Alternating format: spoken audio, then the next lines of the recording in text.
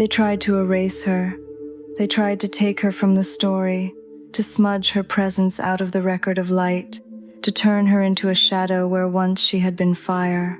For centuries, sermons branded her with names that were never hers: sinner, harlot, broken woman, penitent soul groveling at the feet of men.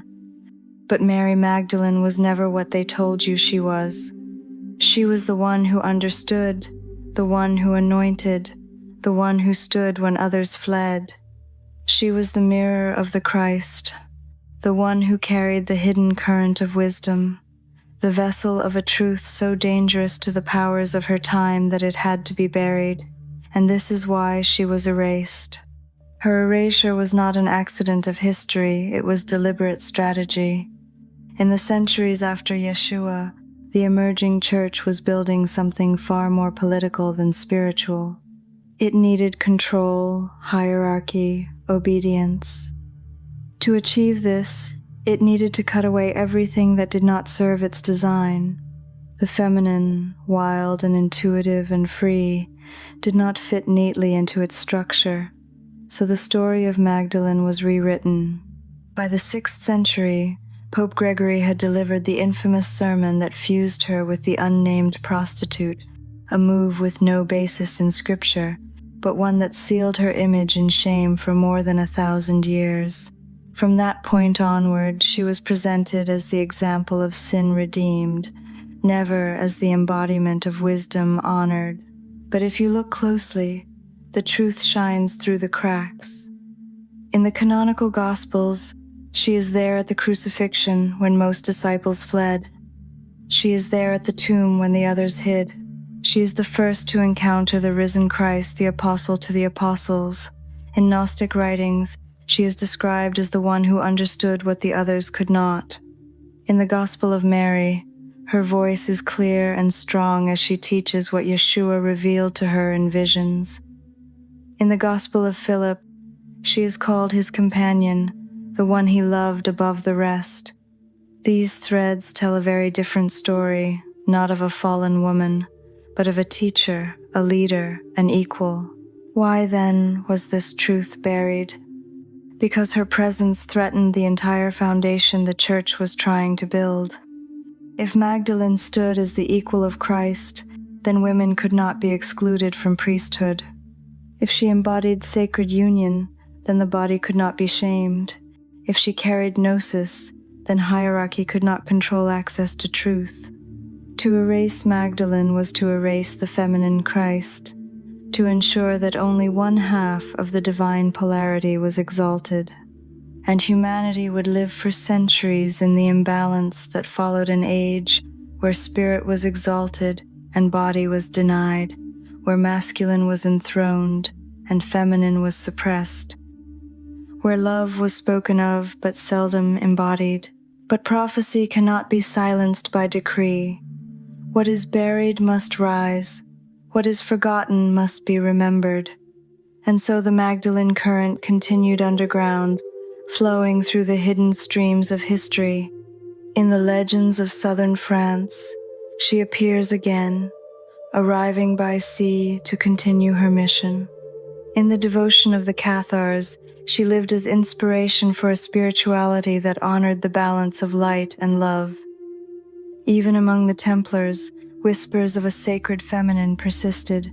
Every attempt to stamp out this presence only confirmed that it was still alive. Magdalene's story was not dead. It was waiting for us, waiting for this moment, waiting for the time when humanity would once again be ready to hear what was too dangerous to be spoken before. Her erasure is being undone not by councils or institutions, but by the awakening of human hearts. Across the world, souls are feeling her presence in dreams, in meditations, in sudden tears when her name is spoken. Across cultures and traditions, she is rising again not only as history restored, but as prophecy fulfilled. For Magdalene is not simply a woman of the past. She is the living archetype of the feminine Christ, the mirror of Sophia, the embodiment of love and wisdom united. Her return is not nostalgia. It is necessity. The world cannot heal without her. Humanity cannot survive without restoring the balance she represents. The feminine must rise, and Magdalene is its herald. Her return is not just about reclaiming history, it is about transforming the present. For when Magdalene rises again, she does not come only to correct what was wronged. She comes to awaken what has been sleeping inside you. She comes to remind you that the feminine was never truly gone. It was only hidden, silenced, exiled to the margins. Now it is rising, and it rises first in the heart. Magdalene's wisdom has always been the wisdom of union. She knew that the divine is not reached by climbing out of the body, but by sanctifying the body. She knew that heaven and earth were not meant to be torn apart, but woven together. She knew that masculine and feminine are not enemies, but mirrors, each incomplete without the other. And this is why she was dangerous, because her presence made clear that salvation was not the monopoly of priests, not the property of rulers, not something earned by obedience to hierarchy. Salvation, to her, was the awakening of love within every soul. Imagine how different history would have been if her voice had not been silenced. Imagine a Christianity that taught love as initiation, that honored the womb as holy, that treated women not as temptresses or servants, but as equals and priestesses. Imagine a world where sacred union was the foundation of community, where the feminine was revered alongside the masculine, where body and spirit were seen as one current of light. This was the seed Magdalene carried. And though that seed was buried, it has never died. It has been waiting in the soil of humanity's memory, waiting for the waters of awakening to bring it forth. That water is here now. That awakening is upon us. We see it in the collapse of old systems, in the breakdown of false hierarchies, in the hunger for truth that institutions can no longer satisfy. We feel it in the rising tide of feminine energy, in movements for justice, in voices refusing to be silenced, in the return of ancient practices once condemned. The Magdalene current flows through all of this, whispering that what was exiled must return, what was hidden must be revealed. And her return is not only collective, it is personal. You may feel her in your own life already, perhaps in moments of deep silence when a warmth fills your chest, perhaps in dreams where you walk by the sea and hear her voice calling you home. Perhaps in sudden tears you cannot explain when her name is spoken. These are her signs. This is how she rises in you.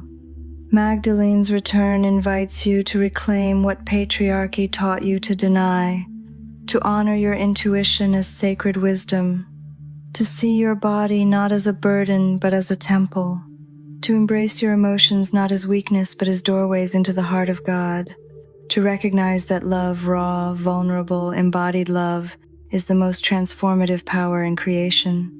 This is the feminine Christ rising, and it is rising in you. The prophecy of her return is not abstract. It is being fulfilled in this moment, through every choice you make. Each time you choose compassion over judgment, Magdalene rises.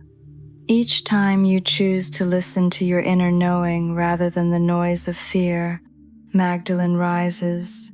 Each time you treat your longing as holy rather than shameful, Magdalene rises. Each time you open yourself to the balance of masculine and feminine within you, Magdalene rises.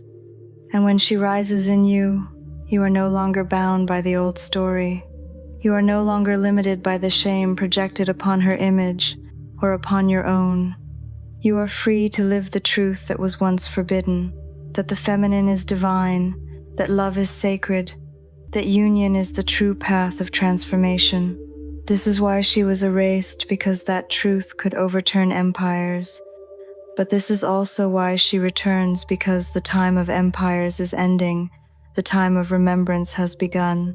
Humanity cannot survive without balance. The earth cannot heal without love. The soul cannot thrive without the mother.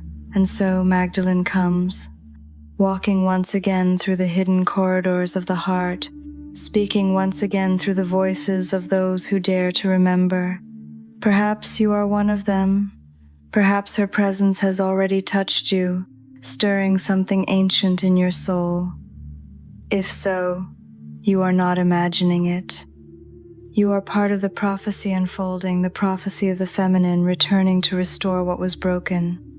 Mary Magdalene was erased for a reason, because she carried the truth that the sacred is not the property of the few but the birthright of all. Because she embodied the balance of love and wisdom that could not be controlled by fear. Because she revealed that salvation is not in escape but in embodiment, not in hierarchy but in union. And she is returning for the same reason, because without her, humanity cannot heal. Without her, love cannot take its rightful place at the center of the story. Without her, the feminine remains exiled, and balance remains impossible. But with her, the prophecy of wholeness awakens again. With her, the world remembers the power of love. With her, you remember who you truly are. So let her rise in you. Let her voice become your courage. Let her memory become your strength. Let her love become the path you walk. For Magdalene is not history. She is prophecy. She is not erased. She is returning. And her time is now. Close your eyes for a moment and breathe. Inhale slowly through the nose, feeling the river of life move through your chest. Exhale gently, letting the body soften into the ground. Imagine you are standing at the threshold of an inner temple, walls woven of indigo and gold, air alive with silver breath. With each inhale, a quiet warmth gathers behind your sternum. With each exhale, a veil lifts from your memory. Whisper her name, even silently, and notice the way your body answers a pulse, a shiver, a sudden clarity that cuts through the noise. Place your awareness in your heart and listen. What truth have you been postponing? What tenderness have you been hiding? What devotion have you been afraid to live? Offer them now into the golden light and feel the current answer. This is how prophecy moves, not as spectacle, but as presence. This is how Magdalene returns, not as a figure to admire, but as a love to embody. When you rise from this breath, carry her in your words and in your silence, in how you stand and how you forgive, in how you refuse to abandon your own heart. And as you walk back into the world, remember, the story they hid is the story you are here to live.